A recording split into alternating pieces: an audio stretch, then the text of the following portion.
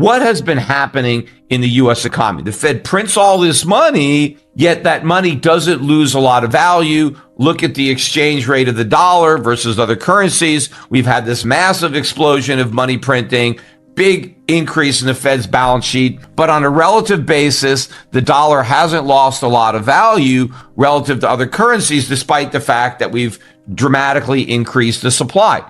Imagine if the United States existed as an island. We didn't trade with any other nation. So any money the Federal Reserve printed just stayed within our borders. It didn't go anywhere, right? And so the only stuff you could buy with the money the Fed printed was the stuff that we made here domestically, because that was the only source of goods. Well, obviously the effect would have been much different, because if the Fed prints a bunch of money and we don't have any stuff, we're not producing, we don't have factories making stuff, then the prices are obviously going to go way up. But there was kind of like an escape valve that allowed the Fed to print a lot of money and it not push up the price of goods. And that was the fact that we have a whole world out there that was able to produce the goods that the U.S. economy couldn't. And we were able to take all the money that the Federal Reserve printed and then use that money to buy all those goods that were made outside the United States. So the Fed prints money, right? The government gets it, sends it to Americans. Americans take that money and buy Chinese goods with it. And now the Chinese send us their goods and we send the Chinese our money. So the money the Fed creates is shipped abroad. So it's not in America bidding up prices, but now the goods that the Chinese produced, they get shipped to America. So now we have all those extra goods to keep a lid on prices. And if you look at the breakdown of the CPI between goods and services, if you just look at services, you've seen a substantial increase in prices, even with the government rigging the CPI, because the cost of services has actually risen by more than what the government admits. But if you strip out goods, you'll see a much bigger increase in prices. Why? Because we can't easily import those services. There isn't a foreign alternative. You can't outsource that stuff because the services have to be performed locally. But when it comes to goods, more and more goods have been outsourced to cheaper production economies like China. And so that's kept the lid on goods prices. And so when you average the goods prices with the service prices, that's kept the measured rate of inflation lower. I mean, think about the low production costs in a country like China, which, 20 years ago, they were just starting out. They went through a long period of time where they had a communist system, not just in name, but in practice. And so you had a lot of very poor people. And as they began to embrace capitalism, wages started at a very low level. And of course, they didn't have a lot of the rules and regulations that we had. They didn't have all these environmental protections. And so the cost of manufacturing and the cost of labor, capital was all much lower in a country like China. And so we were able to outsource that production in order to keep costs down, even as the Federal Reserve was printing money. And of course, the money that we were printing, we were sending abroad. See, now normally this wouldn't work, because if you ran a big trade deficit like the one the U.S. is running, your currency would crash, because your trading partners would have all this currency, but they'd have nothing to buy, because the whole purpose of trade is that you export to import. You have a concept of comparative advantage. And if, as a nation, there are certain things that you can produce efficiently, and there are other things that you can't, rather than producing everything, you produce just what you can make efficiently, and then you trade that for the things that you don't produce efficiently, because maybe your trading partner can produce that more efficiently. And so by everybody concentrating on what they make efficiently and then trading, everybody ends up with more stuff, higher living standards, lower prices. But the goal of your exports is to pay for your imports. You don't just export for the sake of exporting. That's just a waste of resources. You export to pay for your imports. But what about America? You've got China and other countries exporting to the United States. They're not getting imports. They're getting dollars. And because the US is the reserve currency, those dollars are actually valuable. And so our trading partners are content, or have been in the past, to exchange the products that they produce for the money that we print. Now, their willingness to continue to do that and pursue this arrangement, I think, is coming to an end. I think the world is going to tire of exchanging real goods for our paper, especially when they understand how much less that paper is going to be worth in the future than it is now, when they realize the box that the Fed is in with respect to its ability to control inflation, and the fact that government deficits are going to keep on getting bigger and bigger and bigger, putting more and more pressure on the Federal Reserve to monetize those deficits. And in fact, the reason that the deficits were able to get so big in the first place was because of this arrangement, because foreigners were willing to hold on to our U.S. treasuries and keep interest rates artificially low. That emboldened the government to go even deeper into debt, because normally a government that was this profligate would be punished by higher interest rates, and that punishment would change their behavior and cause more fiscal responsibility. But we never got punished. And as a result of that, we continue to pursue even more reckless policies than we had in the past. And so foreigners actually helped encourage this. And ultimately now they're going to be the ones that are going to put on the brakes, because they're going to stop enabling all of this debt. But it's going to be the Federal Reserve that is going to ultimately replace foreign buyers of U.S. treasuries. But of course, when foreigners buy U.S. treasuries, there's no new dollars created. They buy treasuries with the dollars that already exist. But when the Federal Reserve has to buy those treasuries, they have to produce even more dollars to finance it, which is inflation. And of course, if those dollars stay here, if they're not exported, then they are going to be bidding up prices. And this is what Powell doesn't understand. We are not going to be able to continue to export our inflation to the degree that we did. And we're going to start to see goods prices rising now. And of course, even if the Fed hadn't increased the pace of its money printing, the benefits of outsourcing our production to countries like China was bound to diminish over time as Chinese wages go up, as production costs go up. There is less of a benefit of continuing to shift production abroad. And of course, as we've shifted more and more production abroad, there's less incremental benefit from shifting more. See, in the early days of outsourcing, we got a lot of bang for the buck, but over time, that impact is lessened. And so the benefit that we got of having our consumer prices reduced as a result of that is also getting diminished. So it was going to happen anyway, but we've now dramatically accelerated it.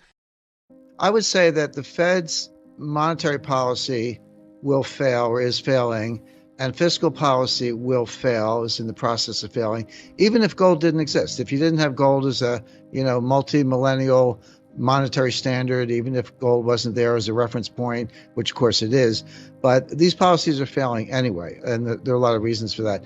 Whenever I hear, fiscal stimulus, I say, well, no, the Fed can print money all day long and the Congress can spend money all day long, but don't call it stimulus. It's not going to have any stimulative effect. We're way, way past the Keynesian multiplier, which is now below 1, meaning if you borrow $1 and spend $1, you don't even get $1 worth of GDP. You get some numbers, 70, 80 cents. Forget about the multiplier. It's actually now, a divider or something that reduces GDP. Well, you don't get the GDP for the borrowing. And same thing with monetary policy, because unlike Milton Friedman, the monetarists, the neo-Keynesians, the Austrians, and everyone else, money printing has nothing to do with inflation. And they seem to, well, I don't know if they ever knew it, so I can't say they forgot it. So all the money printing and all the deficit spending will not stimulate the economy.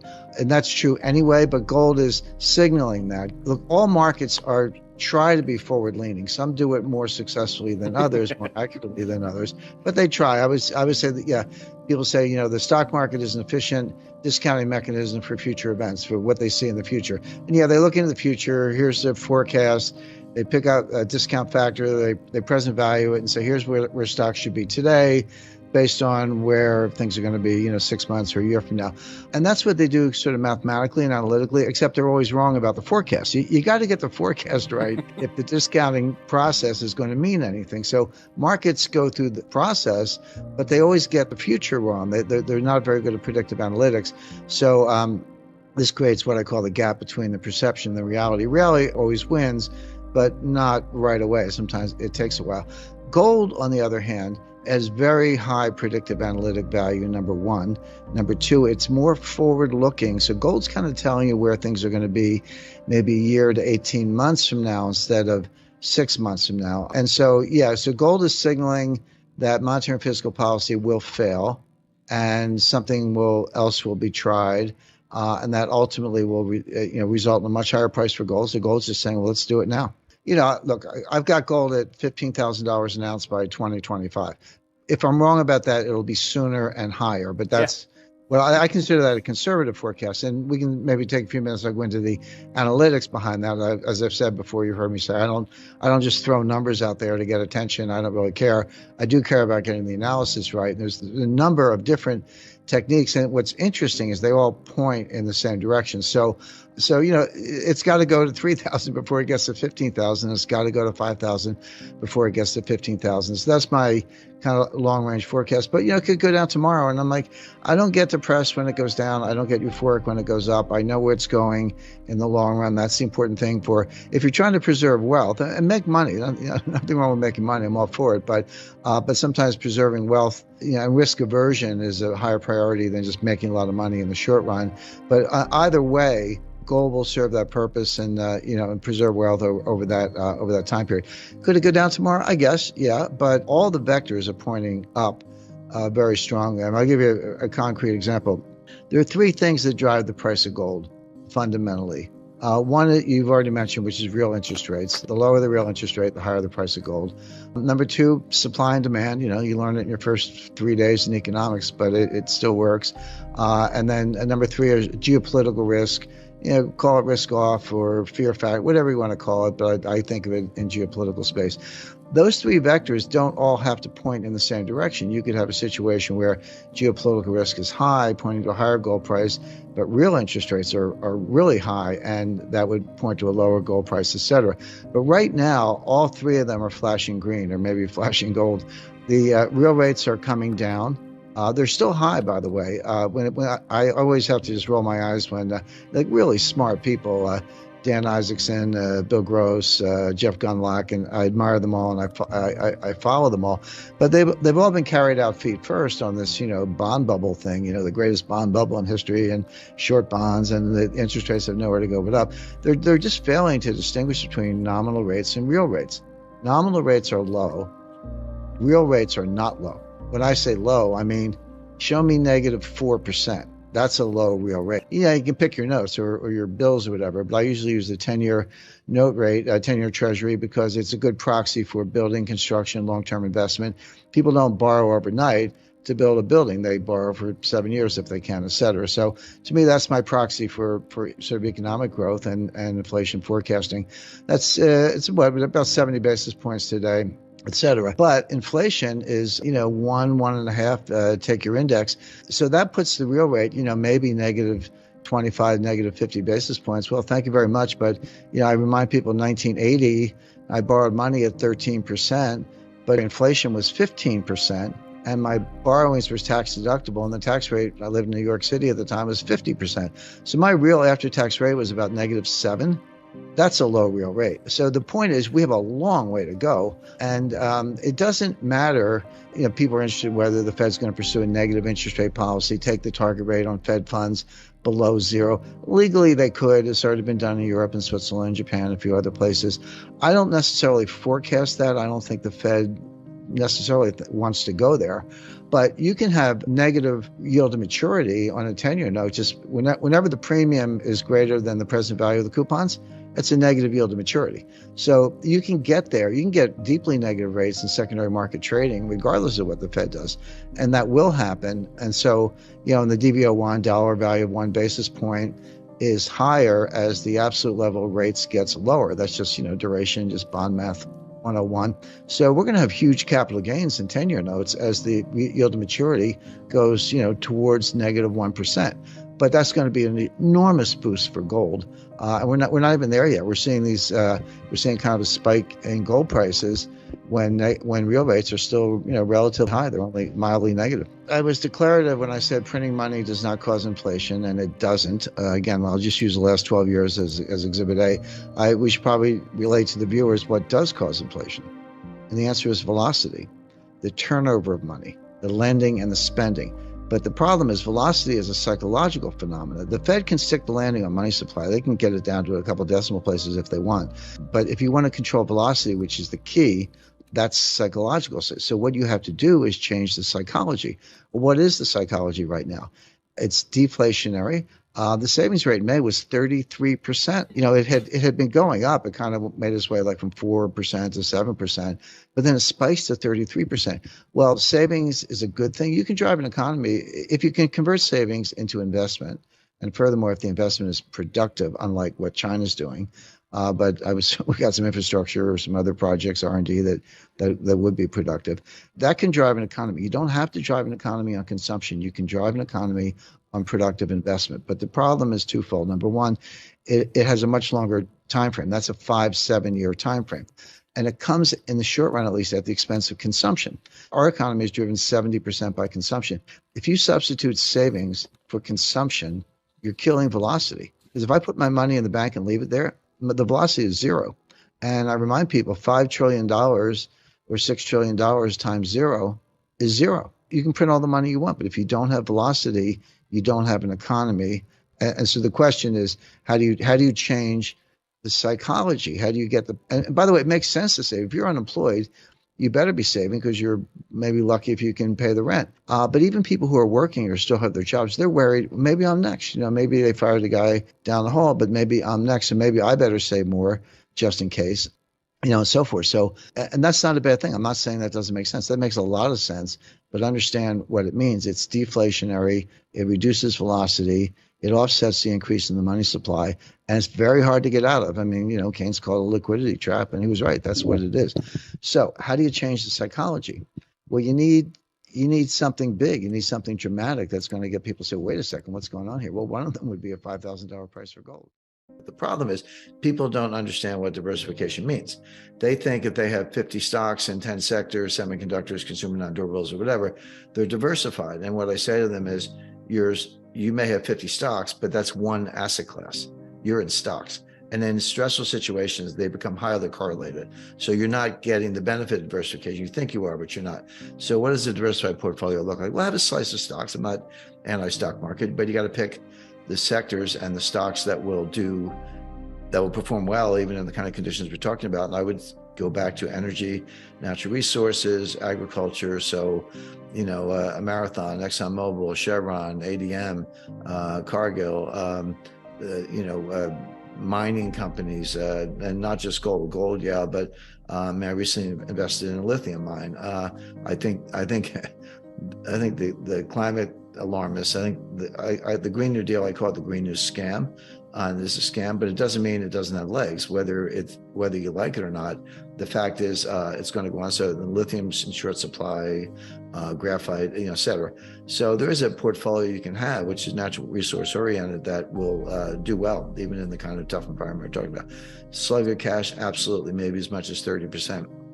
I like treasury notes, 10-year treasury notes, but seasoned to taste. If they're a little too volatile, look at 5-year notes, 2-year notes. They're going to come down a lot, not right away, not tomorrow morning, but sooner than later, because of everything we discussed, which is a recession and interest rates will follow. They're a lagging indicator, but that'll happen. Gold, I always recommend 10% slice. Absolutely. There's hate to get too deep in the weeds in terms of bond math, but there's something called a DV01. DV01 is the dollar value of 1 basis point. What that means is, obviously basic bond math. Interest rates come down, the value, the price of the bond goes up. They're just inverse. It's a little counterintuitive, but rates come down, the bond goes up. The question is how much? And the lower the interest rate, the more the price of the bond goes up for every basis point drop in rates. So in other words, if you go from 9% to 8%, you'll have a nice capital gain on your bond. But if you go from 3% to 2%, it's still a 1% drop, but you're going to have a much bigger capital gain.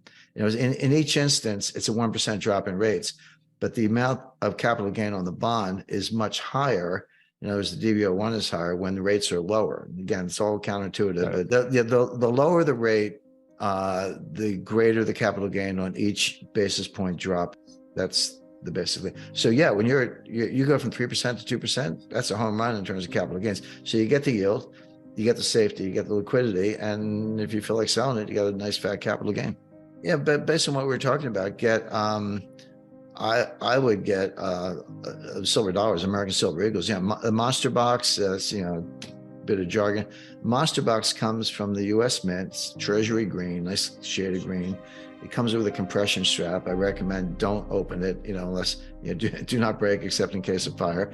But inside are 500 1-ounce American silver eagles. That's a lot. They'll feed your family for probably a year, and they run, it's a market price, but be around $10,000-$12,000 for a monster box. But to me, it's like battery and flashlights. Just have one, stick it in a safe place. Yeah, I like them both, and I talk about gold a lot because it's a form of money, and I do the monetary analysis. I do invest in gold mines, but I don't hold myself out as a geologist. But I do think about it from a monetary perspective. And then people always say, "Jim, what about silver? What about silver?" I'm like, look, if gold soars the way I expect, silver's along for the ride. There's not going to be a world of $3,000 gold and $20 silver. That world doesn't exist. If gold's at 3,000, silver's going to be pushing 100. So without giving an exact forecast, silver will be along for the ride. Silver is a little more difficult to analyze because it has industrial applications. Gold really doesn't. Gold's not good for anything except money, but it's the best form of money.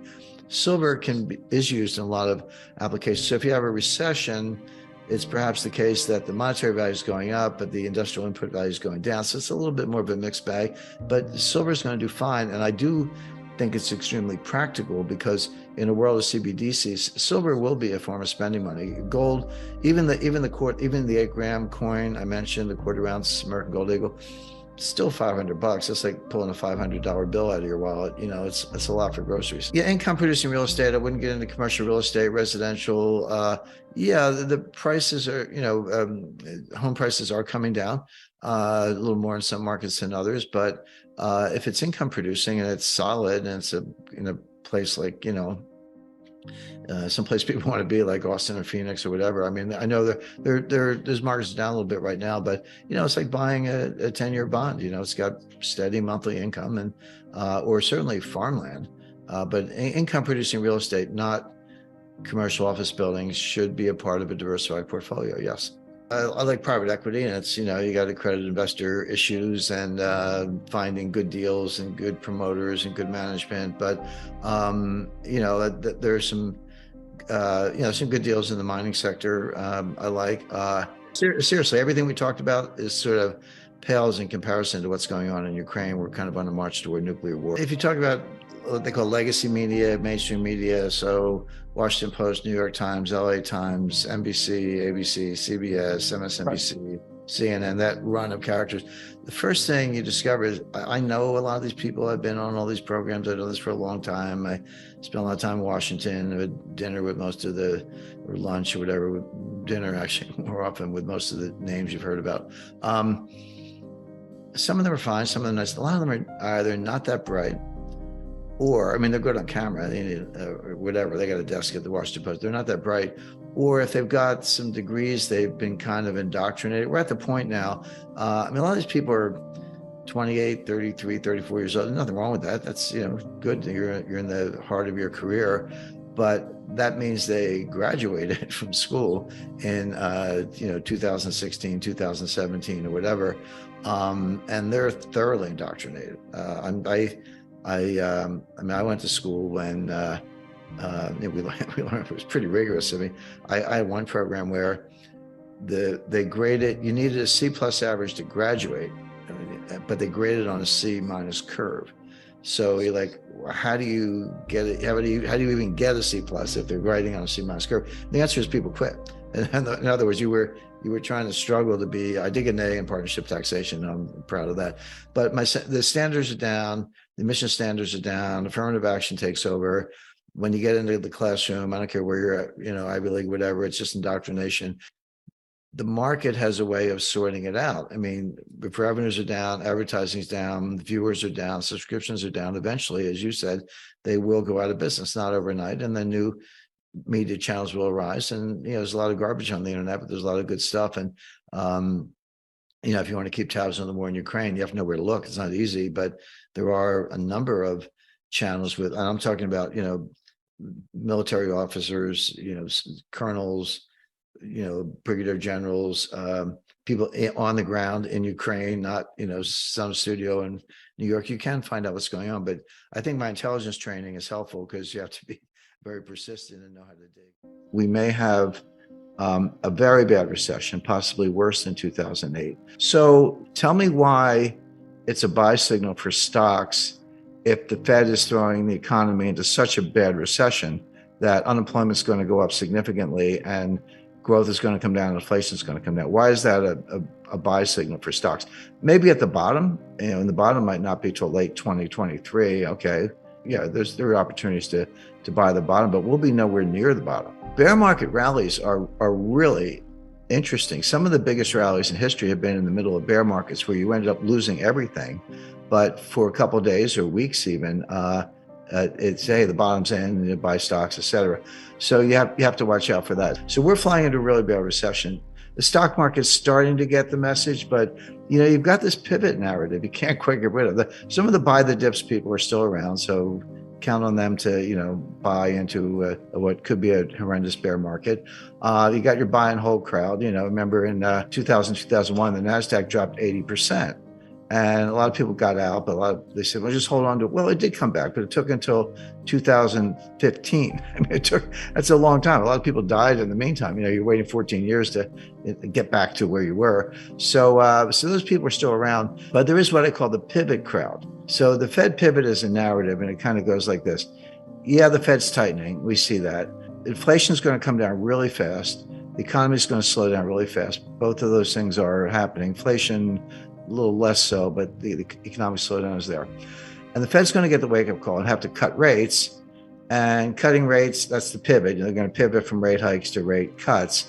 And that's good for tech stocks, so buy stocks. Now, that's the narrative. It prevailed in late July and most of August. The stock market did go up. There was a decent rally in the middle of what's become a bear market based on this Fed narrative that they were going to have to cut rates. There are two huge fallacies in that narrative. The first one is who says the Fed's going to get the message? And if you look at what Jay Powell said and what he repeated, we're going to raise rates. We're going to crush inflation. I've been following this for 50 years. I've never seen a Fed chairman use the word pain 3 times in one paragraph, but he did, and he meant it. He knows there's going to be a recession. They're causing it in part. Unemployment's going to go up. He said that. He tied unemployment to killing, basically demand destruction and getting inflation under control. He said, that's how we're going to do it. And you're already starting to see some early signs of that. So with that as their focus, who says the Fed's going to, get a wake-up call? Almost certainly not. I mean, they told us what they're going to do. They're going to raise rates. And then he said, if we see progress on inflation, we'll pause. But pause doesn't mean cut. It means just wait a long time, because at that point, core PCE, that's personal consumption expenditure, core, which excludes oil and food, and that's just how they do it. That's their favorite metric. You can debate whether it's the best one, but the debate doesn't matter because that is the one they use. Let's say that comes down to around 3.5. Okay, it's still not 2. Now, what Powell, which is their target, so what Powell said is, we don't have to keep raising rates to force it to 2. We just have to raise them enough that it'll get to 2 on its own. That's what they call restrictive policy. So, but that's not a rate cut. He said that might last for a year, all the way into 2024. That's when he was talking about rate cuts. Now, again, this can change, but they've told us what they're going to do. I always say, forecasting the Fed's the easiest thing I do because they actually tell you what you're going to do, what they're going to do. You just have to listen and believe them. Now, the hard part is understanding how badly they're going to destroy the economy and when they're going to get the wake-up call. That's the hard part of the analysis. But telling what they're going to do is the easy part because they kind of tell you. So the stock market notion that somehow they'll be cutting rates is just false. I was around for the 2008 financial crisis. I was around for 1998 financial crisis. You know, I negotiated that bailout for LTCM. 98 was interesting because it was an acute financial crisis that came very close, within hours, actually. And I was in the room with the Treasury and Italian finance ministry and 19 banks and, a thundering herd of lawyers trying to save the world. But we came within hours of shutting every market in the world. There was a $4 billion all cash, you couldn't use the word due diligence because there wasn't time. It was just, hey, the Fed wants us to do this, so let's just do it. So that worked, but it was a very close call. They would have shut down Tokyo and then around the world, London and finally New York. And they would have opened days later, but that's how, with trillions of dollars of losses, it would have been worse than what actually happened in 2008. It didn't happen, but there was no economic recession at the time. That confuses a lot of people because, and particularly if you're using 2008 as a frame of reference, there are financial panics and financial crises and liquidity crises, and there are recessions, some of which are severe. But they're two different things. 98 was an acute financial crisis with no recession. 2000 was a mild recession, but there was no severe financial crisis. Now, NASDAQ collapsed, but there wasn't a lot of leverage in NASDAQ. There was no contagion there, but it didn't spread because no banks failed, no major brokerages failed, et cetera. So in 1990, a mild recession, but no financial panic. October 1987, interesting, stock market fell 22% in one day. Not a week or a month, but one day, down 22%. And that was a financial crisis, but there was no recession.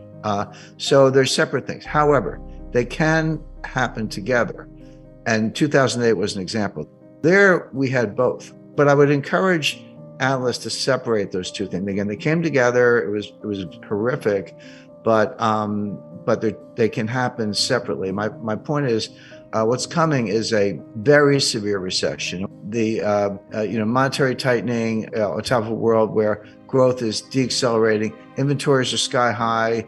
The funny thing about the supply chain, we all remember headline, supply chain is broken down, the shelves are bare. So all true. That was happening at the time, and that's when I started working on the book. But what a lot of purchasing managers did, and inventory managers, they doubled their orders. They said, or tripled the orders. They said, if the supply chain's breaking down and I want just a normal amount, I better order 3 times as much or twice as much just to get what I want. And they did.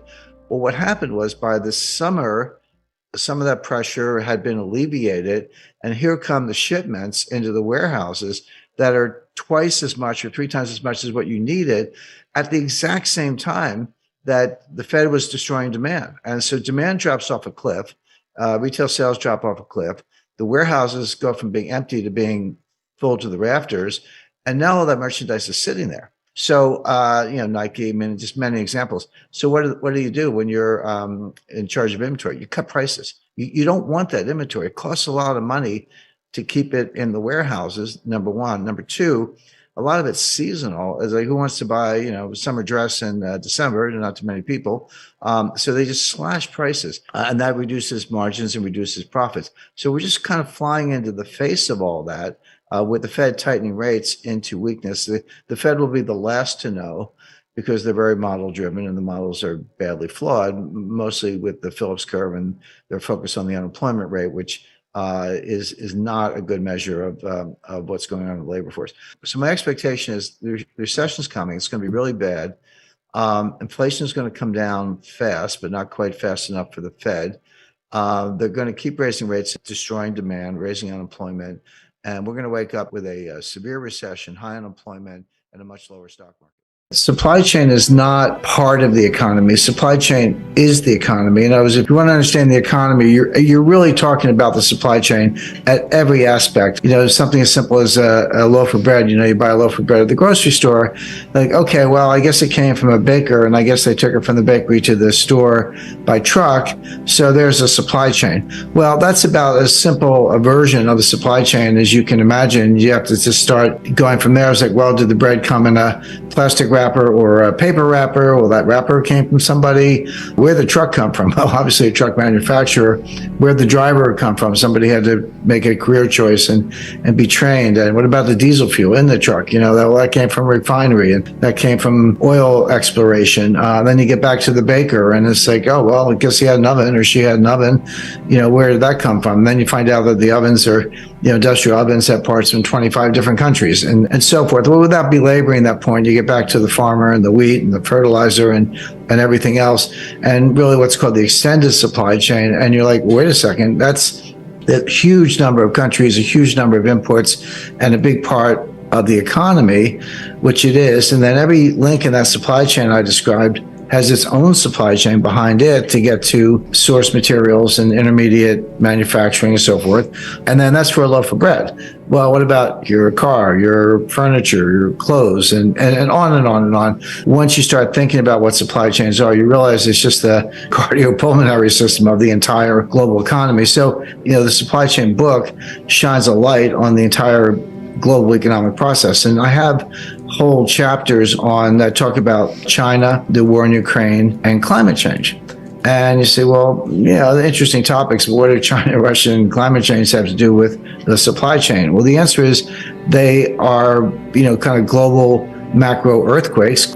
Russia's invasion of Ukraine led to sanctions against Russia that affect everything, imports, exports, strategic materials, semiconductors, fertilizer, oil, natural gas, etc. Again, you're saying, well, okay, Boeing makes aircraft. They need titanium and aluminum. Where does that come from? Turns out about 30% of it comes from Russia. So how are you going to keep the Boeing assembly line going when you're shutting down strategic metals from Russia? I can go kind of on and on there. China, everyone says, well, they slowed down because of the zero COVID policy, and that certainly has been detrimental to their economy. Shanghai, a city of 26 million people, Beijing, a city of 22 million people, they were both locked down entirely last spring.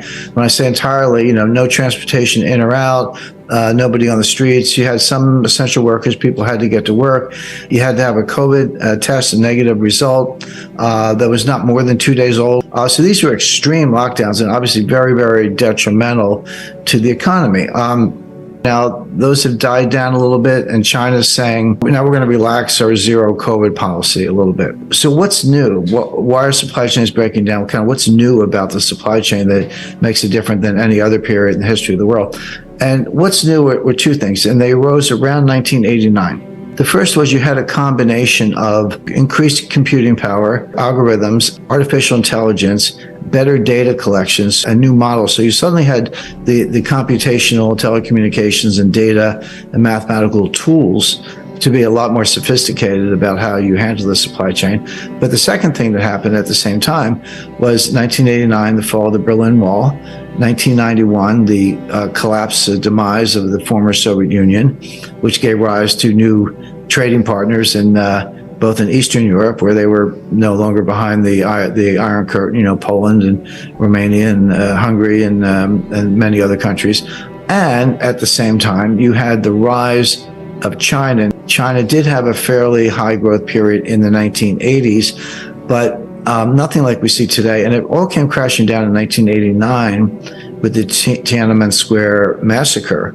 And that really shut down U.S.-China relations, not fully, but there was no Western investment coming into China. The two countries were distant. Well, that ended around 1992. Deng Xiaoping did what he called the Southern Tour, where he reaffirmed China's commitment to capitalist principles. They weren't overthrowing communism, but they were embracing capitalist market ideas. There was a thaw in U.S. relations, and then it was like, no holds barred. Then that's when the U.S. investment really did pour in. So all in a short period, between 1989 and 1992. You had the fall of the Berlin Wall, the fall of the Soviet Union, new republics. China kind of re-enters the game, and all this was globalization. So now all of a sudden you had the science I described, computing and artificial intelligence and applied math, and a true global market. So now the supply chains could go 9,000 miles from Chongqing to New York, or from Shanghai to Seattle, or London to Hong Kong, of course. So this was true globalization, much larger scale, much longer supply chains, and it worked. And so this was a period I call supply chain 1.0, 30-year period from 1989 to 2019. Now, why did it break down around 2019? Three things. A lot of people look at the pandemic and they go, oh yeah, COVID, that disrupted everything. That was the problem. And some people look at the war in Ukraine and the Russian sanctions and go, that was the problem. And they both made it worse. They both made it worse, no doubt about it, made the supply chain worse. But it really started in 2018 with Trump's tariffs on China. So Trump put tariffs on appliances and solar panels. Well, China didn't stand still for that. So China said, well, what can we do to strike back? Well, at the time, China was and is the world's largest importer of soybeans. They need the protein. They don't have enough. The U.S. and Brazil are the two largest exporters of soybeans. Well, China was buying all their soybeans from the United States because they were trying to reduce the trade deficit. We were buying so much stuff from them, and China said, well, what can we buy from the U.S. just to kind of balance the books a little bit? And the answer was soybeans. Well, when Trump put the tariffs on, China redirected all of their soybean orders to Brazil. They stopped buying U.S. soybeans and they bought them all from Brazil. Well, there's a lot more to that than a phone call. You got vessels and dry bulk carriers and transportation lanes and port facilities. And, if you're Brazil and you get all these orders, you got to get trucks to get the soybeans to the ports. You got to open up port facilities, et cetera. The point is, this is a major, major shift in global logistics, just to change the order book from the U.S. to Brazil. Beyond that, people involved in this, they don't want 6-month contracts. They want 5-year contracts, or at least 3-year contracts, and they got them. And so now all of a sudden, China's buying all their soybeans from Brazil, but this scrambled global supply chains. Now, what are the U.S. farmers doing? We're still growing the soybeans. We can't sell them to China. Well, it turns out the Netherlands needed them. So, okay, we'll sell them to the Netherlands and distribute them to Europe, which they did. And then this went on and on because Trump put more tariffs on to retaliate. China took more actions against the United States, canceled purchase. So, and it escalated from there. Now, again, COVID made it worse. The war in Ukraine made it worse. But it's very clear that that's where it started. So that's why I use 2019 as just, kind of an arbitrary date with a 30-year period of supply chain 1.0. Now we're getting to supply chain 2.0, but we're not there yet. We're in this messy, in between, inefficient, muddling through period where things are broken, but they'll never be put back together the way they were, but we haven't produced or created the new model supply chain. We're just muddling through, and with a lot of disruption, a lot of empty shelves. You have to understand, it took us 30 years to build this. We blew it up in about 3 years. It's not going to come back overnight. It's going to take 5 or 10 years, or maybe longer, to rebuild in some form.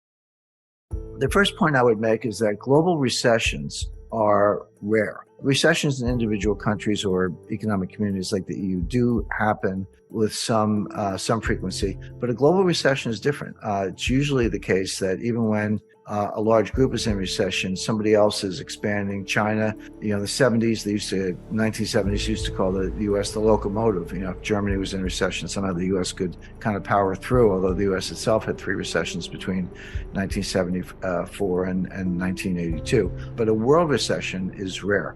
We had one around the time of the 2008 financial crisis, even though Australia did power through it, okay, and certainly in 2020 during the pandemic lockdowns. But they're unusual, as I say. It's usually one group is in a little bit of trouble, but another group powers through and even can pull the recession country or group out of difficulty.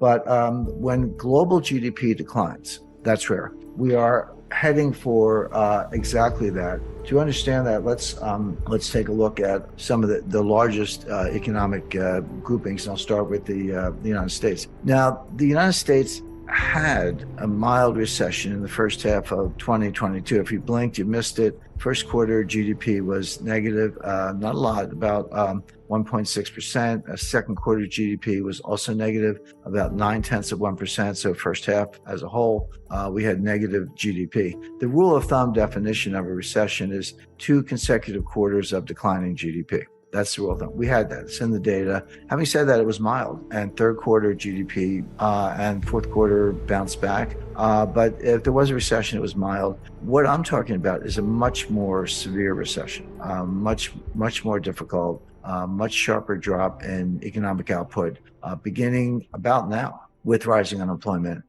slowing industrial output, slowing retail sales, and importantly, for investors, a very sharp decline in inflation. So this is one of the kind of mystifying points about the U.S. stock market. I mean, it seems straightforward to me, but the market has their own dynamic. They're saying, well, if the Fed raises rates the way I described and they cause a recession, the Fed's going to have to cut rates. That's called the pivot, the Fed pivot, and lower rates are good for tech stocks, so buy stocks. But think about that for a second. What if inflation comes down faster than the Fed thinks? And I think it may, by the way. I'll return to that. What if inflation comes down really fast and they get to the target rate sooner than they think?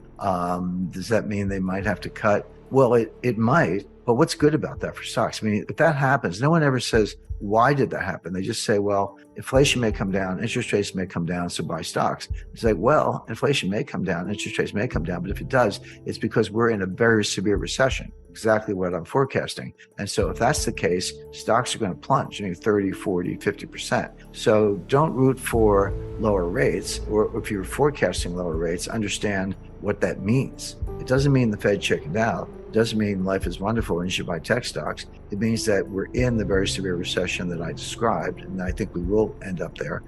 And therefore, stocks are going to plunge. So, be careful what you wish for, as they say. My forecast is, yeah, they are going to raise rates. They're going to over-tighten. They're going to cause a very severe recession. And when they do, they may pivot at that time, but it won't be for good reasons. It'll be for very bad reasons, meaning we're in a recession and stocks have plunged. So don't buy into the Wall Street chatter as far as that's concerned, because as I say, the Fed's going to over tighten. Now, why doesn't the Fed know this? Well, because they never know, because they have the worst forecasting record of any institution I can think of. Their entire history since 1913 is one blunder after another, and this will just be the latest in a long series. And so, just to kind of summarize, the Fed's on a course. We know exactly what it is because they told us. All you have to do is listen to them and believe them. They're going to raise rates, let high rates do its work, do their work, and see the inflation come down, and maybe in 2024 cut rates.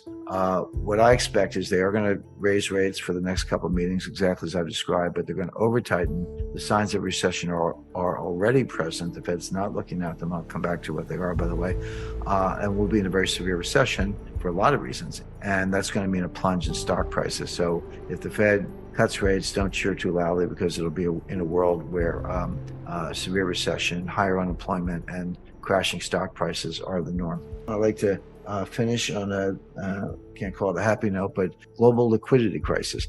Now, I talked about a global recession, and people go, well, isn't that like your liquidity crisis? No. A recession or a depression is very different than a liquidity crisis or a financial panic. They're two different things. they can and do happen separately. In 2008, we had both. In 2008, a recession or depression and a financial panic converged. So they can happen together, but they don't have to. They can happen individually. What we're in for looks like a global financial crisis and a global recession at the same time, coming sooner than later. Now, why do I say that?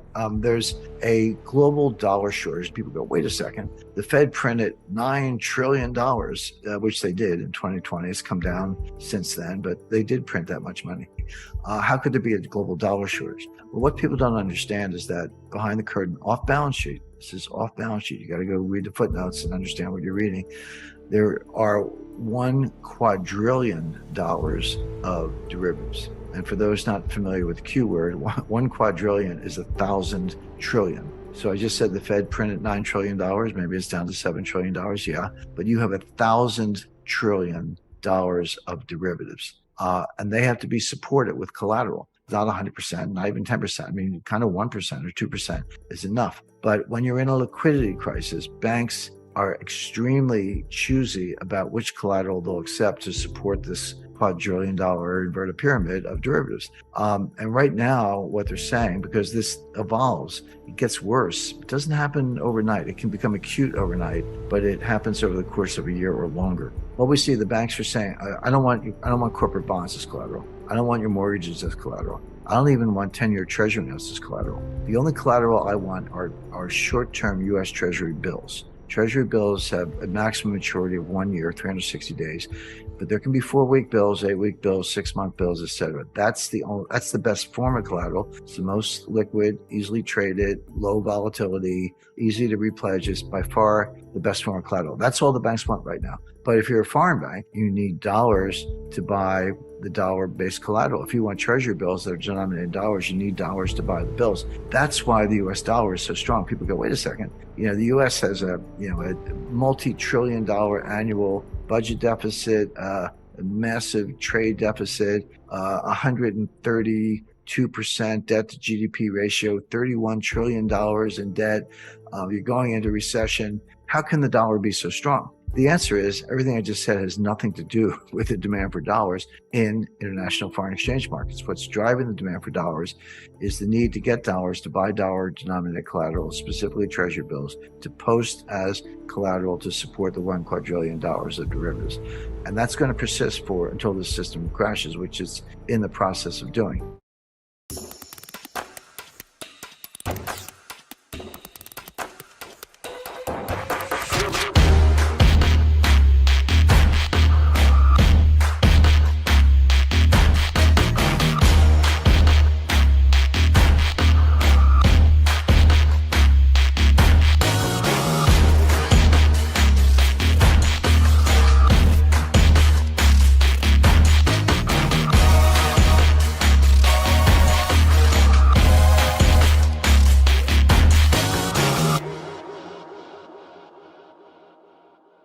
So basically, they copy the World Bank, they copy the IMF. And I want to make 2 points. Number one, it's not like the BRICS popped up 6 months ago and said, hey, we're going to have a new currency. It's like Mickey Rooney and Judy Garland putting on a play.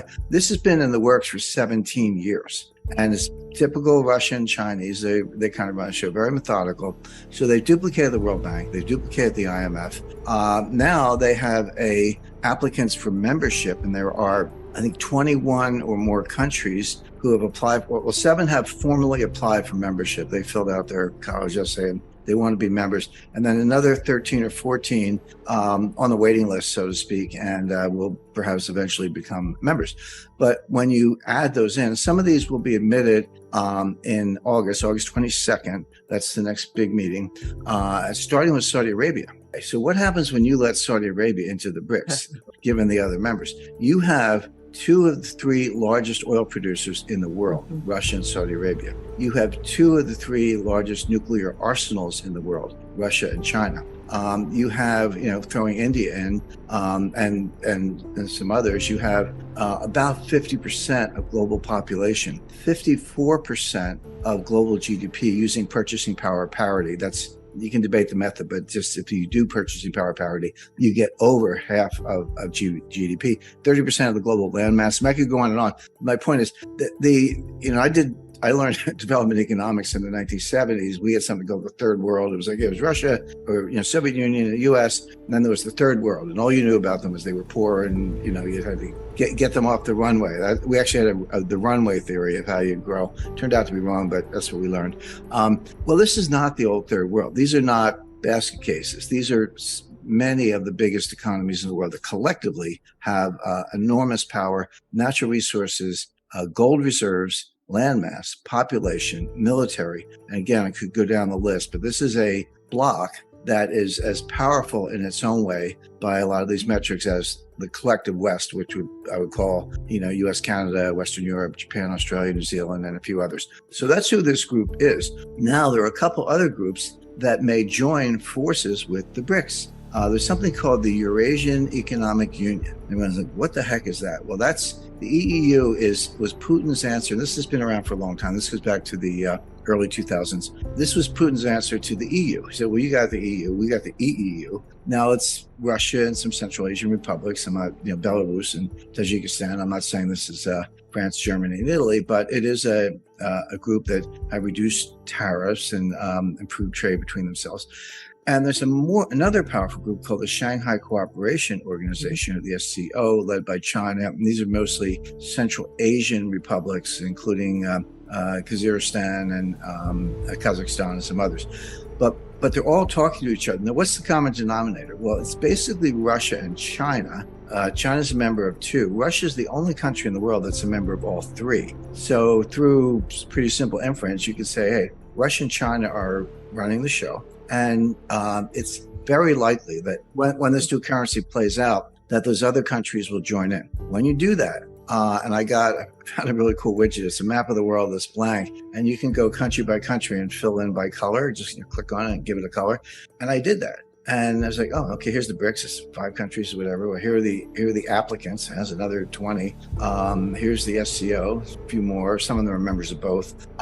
Here's the EEU, has a few more. Again, many are members of both. And you keep going, and all of a sudden, like a light bulb goes on. I said, that is Halford Mackinder's global island. What he called the world island. And this goes back early 20th century, first, probably greatest geopolitical theorist in history. Got to read his book if you haven't read it. It's pretty short. But he had this idea of the world island. That is exactly what they're building. Now, why is that important other than the obvious, which is, more collective economic and population power? By the way, output of wheat, pick your metric, this dominates the world. Well, for one thing, if you're going to have a currency union, the more countries you have, the more likely you are to be successful. Why? Let's just kind of digress for a second. And what are the headlines saying?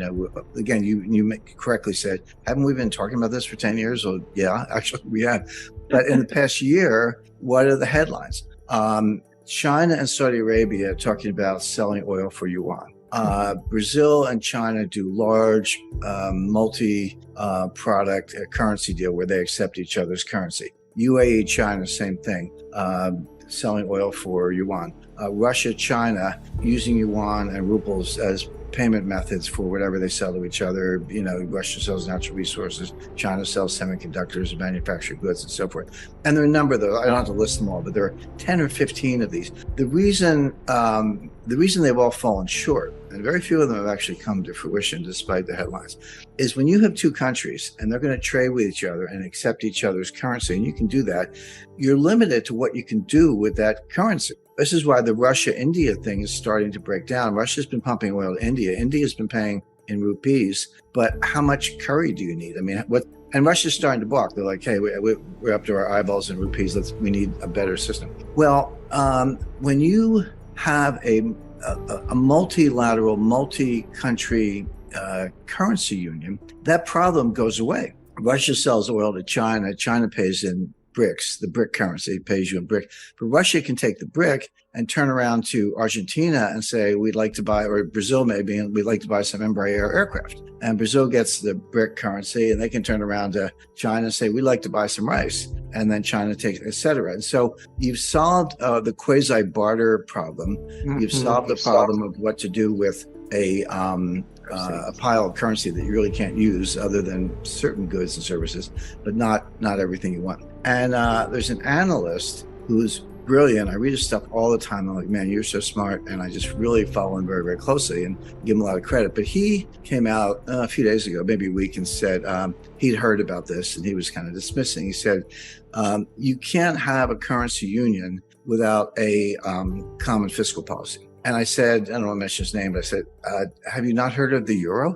I mean, there is no common fiscal policy in Europe. Don't tell me that Italy has the same fiscal policy as the Netherlands or that Germany has the same fiscal policy as Greece. They don't. They do have a central bank that issues the currency, has a little bit of gold, but not a lot relative to the size of the economy. But there's no common fiscal policy and there's no common bond market. To this day, there's no such thing as a bond, I'll call it a Eurobond, backed by the full faith and credit of the entire European monetary zone. It doesn't exist. You can buy German bonds in euros. You can buy Italian bonds in euros, but you can't buy a Euro bond backed by all those countries. So they don't have a common bond market. And they don't have a common fiscal policy, but they do have a currency union that's very successful. They finally have the scale. They finally solved this problem, which I described, which kind of is not, when you got two countries, you're not too much further ahead than barter, but with 30 countries. The bond market is telling a completely different story, by the way, and this is a little more esoteric, but if you look at yield curves, look at the Treasury yield curve, Euro-dollar futures yield curve, German Bunds yield curve, they're all inverted. They're all inverted. Now, inversions happen, just meaning the longer-term rate is lower than the short-term rate. We're seeing something globally we've never seen before, and it is the best single indicator of a recession. The last time we saw anything like this was in 2007, just ahead of the 2008 financial catastrophe. So the stock market's saying it's all good, Goldilocks, soft landing, Fed's going to get the memo, they're going to cut rates, the pivot, and buy stocks. The bond market is saying no. This is bad and it's going to get worse, and it's actually too late for the Fed to do anything about it. See, when these inversions start, sometimes they're a year forward, like, hey, look at the Euro-dollar futures yield curve a year from now, man, that thing is inverted. But what happens is, as you get closer to the actual thing you're worried about, the inversion gets nearer and nearer. Now it is literally a month away or less. So that's like a big red siren, flashing light, whatever you want to call it. Okay, whatever your baseline is, probably treasuries, 2-year notes or 5-year notes or whatever, they will come down a lot. Not right away. We may still be a month or two away on this, but they'll come down a lot. And then corporate yields will go up a lot because of the recession, because of deterioration, increased bankruptcies, reduced revenues, et cetera. So those spreads will blow out. And it's important to remember, interest rates are a lagging indicator. Everyone's like, well, how could interest rates be going up if we're in a recession? The answer is, as you get close to recession, who figures it out first? Well, the Fed figures it out last. They're usually the last to know. Wall Street is second last to know. The people who figure it out first are actual business people, entrepreneurs, restaurant owners, dry cleaners, taxi drivers, or even medium-sized businesses. They see it. If you're in the trucking business, it's real time. If inventories are sky high and new orders are being slashed, you're not moving anything by truck. So there are certain businesses that are concurrent. The yield curves I was talking about are very good forward indicators. They tell you what's going to happen next. A lot of business people are living in the real world in real time. They know what's happening now, and the stock market tends to figure it out later. But as far as banking and credit is concerned, what happens is, if you're a business person and you see business heading down, fewer customers, whatever, you go out and borrow all you can. You're like, hey, there's a really bad recession coming. If I got lines of credit, I'm going to use them up now. I don't want my bank changing the terms. I said, I'm going to borrow everything I can. And that creates a demand for funds, and interest rates go up. And then the recession hits and the bankers go, what's going on? Credit losses start going up. And then they just turn off the spigots and they raise standards. They stop doing loans. And then interest rates will start to come down. Interest rates peak after the recession has already begun. So interest rates may not have peaked yet. Even the treasury market. So that's not unusual. Now, here's what the Fed is missing, or maybe everybody's missing. When you hear these layoff announcements, people are like, well, if they're laying off, why isn't the unemployment rate going up? Well, the answer is they have to announce the layoffs. There's all kinds of statute, SEC. So if I'm going to fire 10,000 people, I got to tell the world I'm firing 10,000 people. It doesn't mean I fire them that day. I might fire them, on a rolling basis over the next 30 days. And it doesn't mean they walk out the door empty-handed and head for the unemployment office. I might give them 3 months severance, 6 months severance, et cetera. And so when do they actually show up to the unemployment office and say, give me a check? It might not be till this spring. So the layoff announcements are out there, but the unemployment rate hasn't budged because there is a lag, 3 months. But that's why I said interest rates lag the business cycle, and they do. Unemployment lags the business cycle. Unemployment is a lagging indicator. When you're an employer, entrepreneur, and you're in any kind of distress, not as many customers walking in the door, you'll do everything you can to avoid laying people off. You'll, be late on the rent. You'll turn down the lights, find a cheaper laundry, whatever it takes. By the time you get around to firing people, you run out of options. Like, I've done everything I can. Now my business is in jeopardy. I have to fire some people. And then combine that with what I just said about severance and, rolling terminations, et cetera. It's a lagging indicator. But we know enough right now to know that number's going up. But that's not inconsistent with the fact that we're already in a recession. It's exactly what you would expect, that unemployment's a lagging indicator. So when the Fed's on a mission, they actually don't care about the stock market. Here's what they do care about. They care about disorderly markets. And that's the key word. It's not, if stocks are going down, but it's, kind of a little, 0.5% a day, 1% a day, trending down, lower highs, lower lows, trending down. The Fed doesn't care about that. They're not going to bail out the stock market. They do care if it's disorderly. When was it disorderly? Well, March 2020, at the worst part of the pandemic. It dropped like 30% in like 2 or 3 weeks. The fall of 2008, it was like somebody opened a trap door. The Fed does care about that because that kind of disorderly behavior can feed on itself and end up in a 1929 type scenario. So the Fed will get the memo, as I put it, stop raising rates and begin cuts when the markets are disorderly. That may happen. In fact, I expect it will, but we're not there yet. So there may be a pivot, in late August, or July thereabouts, but not because of Goldilocks, but because it's not a soft landing, it's a crash landing. So the global economy is in bad shape. It's going into a recession. Now, a lot of people have said that, we're going to have a recession as if it's no big deal, but they're expecting a mild recession. And I see a much more severe recession. Now, the other half, what does this mean for financial markets? And there, the best way I've been able to explain it, imagine you're in an Irish pub and you got 3 Irish storytellers. And I'm part Irish, so I can talk about the Irish, but they're telling 3 different stories, and you got to listen to each one. So there's the Fed story, the market story, and then there's something called reality, what's actually happening. So stock market's telling us Goldilocks, bond market's telling us, here comes, Hurricane Mitch or whatever. And then there's what I call the reality, and I guess I'm the storyteller here, but what I see is a kind of a hybrid. The Fed's doing what they're doing, right or wrong. Okay, they're doing what they're doing. The market has their own interpretation. I agree with the market, certainly the bond market, that the Fed has probably over-tightened, and they may pivot to say that there could be a rate cut in August. Maybe, I wouldn't rule that out, but for a really bad reason. In other words, if the Fed cuts rates, which they may, the pivot may be real. It's not because they engineered a soft landing and Goldilocks and everything. Oh, that's just right. It's because they screwed up as usual, as they've been doing since 1913. They over-tightened and they found out too late. And then they have to slam on the brakes or take the foot off the brake, if you will, in terms of rate hikes. And then pivot. And we've seen this movie before. This is exactly what happened in 2018. The stock market dropped 20%. It's like 19.9 or something on the Dow, so maybe not technically a bear market, but yeah, what's the difference? It dropped 20%. The Fed was tightening into that collapse. The Fed tightened on December 16th, 2018, only like 8 days before the Christmas Eve massacre, and after most of the 20% collapse had already happened, they tightened one last time. So what it shows you is that when the Fed's on a mission, they actually don't care about the stock market, this whole, Bernanke put and Greenspan put and all that. That's not how it works. The Fed can't escape the room.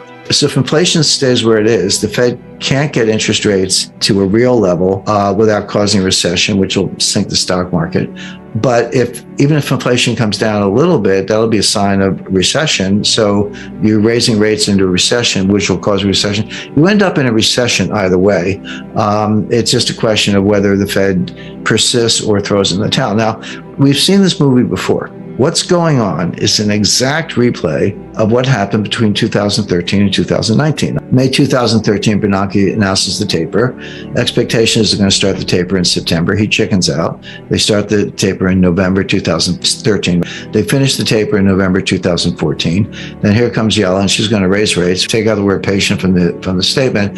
She doesn't raise rates until December 2015. And then she doesn't raise them again until December 2016. They went a whole year between two 25 basis point rate cuts. And then here comes Powell, and then boom, okay, 25 basis points, boom, boom, boom, gets them up to 2.25, which is where they want it to be, and gets the balance sheet down to about $3.5 trillion. They want to get it down to about $2.5 trillion. But he's got rates about where he wants them. He's got the balance sheet on its way down, and he's normalizing. And what happens? The stock market crashes 20% between October 1st, 2018 and December 24th, 2018. That was the famous Christmas Eve massacre where the stock market fell 3% in one day. But the Fed's still tightening. The Fed tightened like a week before the Christmas Eve massacre. They tightened into the weakness. They were getting very close to crashing the stock market. They took it down 20% in 3 months, getting close to crashing it. So what happens next? First week of January, Powell comes out, okay, we're not going to raise interest rates anymore. We're going to be patient. They use all these code words. We're going to be patient. Then he starts cutting rates. Then he starts QE, I forget if it was 8 or 9, whatever, lost track of QE. He starts QE 8, let's say. And then that takes you into 2020, and here comes the pandemic, and rates go down to 0, and the balance sheet goes to $7 trillion. They were back where they were in May of 2013. Except worse, because now the balance sheet was even bigger than it was then. A complete failure. So who thinks they're going to be more successful this time? They're doing the same thing. It's going to happen faster this time because the market saw that whole 7-year fiasco from May to 2013 to May 2020, a 7-year round trip failure. The same thing's going to happen, but it's going to happen faster this time because the market knows that the Fed doesn't know what they're doing. So the Fed's tightening into weakness. One of two things is going to happen. And it's not clear which, but it's going to be one or the other. They're going to keep tightening and keep tightening and keep tightening, try to get a handle on inflation and crash the stock market. Or they're going to lose their nerve, back off on the tightening, and then inflation is just going to rip, which will also crash the stock market. So take your pick, but it's going to be one or the other. But this idea of a soft landing is nonsense. The 2021 thesis was that, inflation grew. Part of it was base effects because, the way the government calculates inflation, it's monthly data compared to the year before. So it's year over year, monthly, then annualized. And so one could easily explain inflation in April, May, June 2021 because you were comparing it to 2020, which was the worst recession since 1946. But the base effects would run off in September, October, November, but the inflation persisted even though the base effects were gone. So now it's like, okay, this is real inflation. It's coming from somewhere else. It was coming from the supply chain, which the Fed can't do anything about either because the Fed doesn't drill for oil, they don't build pipelines, and they don't grow wheat. The Fed can't do anything about any of those things. And that's where the war and the sanctions and the continuation of COVID played a role. So, I say you can have your own views, but you can't have your own data. The data is clear. The inflation is here. The supply chains are getting worse. But these supply chain disruptions didn't start with the war. They didn't even start with the pandemic. They started with Trump's trade war beginning in 2018. I found a very good book on that written by Lorianne LaRocco. And what's interesting about her book is that she finished it in late 2019. So it's almost like a controlled experiment. It was pre-pandemic. It's easy to say that the pandemic disrupted the supply chain, which it did, and the war disrupted the supply chain, which it did. But here we have a very rigorous study of what was happening to supply chains before either one. And the answer is they were a mess. They were a mess back then because of tariffs on China and China redirecting soybean purchase orders from the United States to Brazil. That sounds easy because Brazil grows soybeans. Well, guess what? You got to get the ships to Brazilian ports. You got to rearrange all the logistics lanes. That was happening already.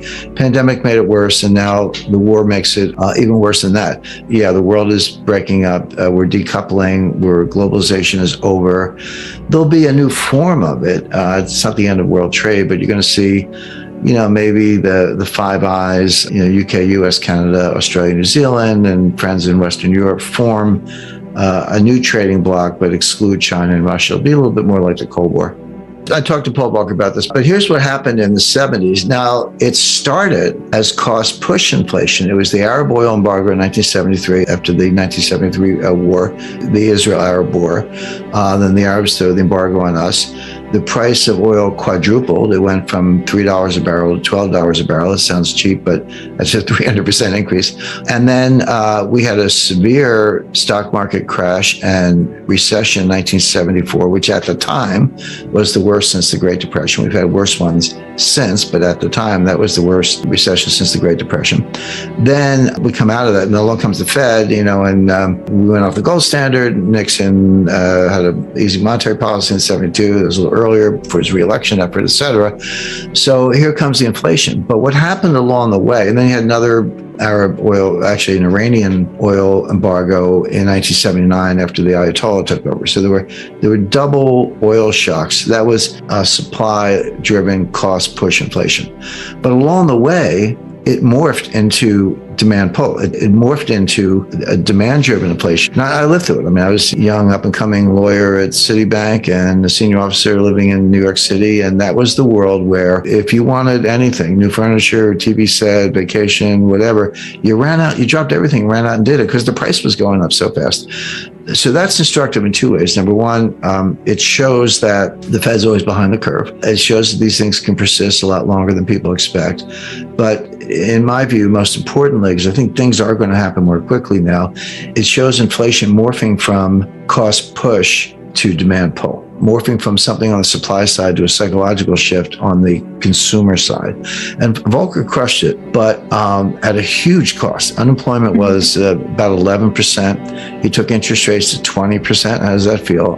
Mortgagors and student loan holders and others, 20%. You're talking about 40% on credit cards in that world. And people forget, doesn't inflation, don't you have high growth or whatever, at least, or low unemployment? No, we had stagflation. We had inflation and high unemployment.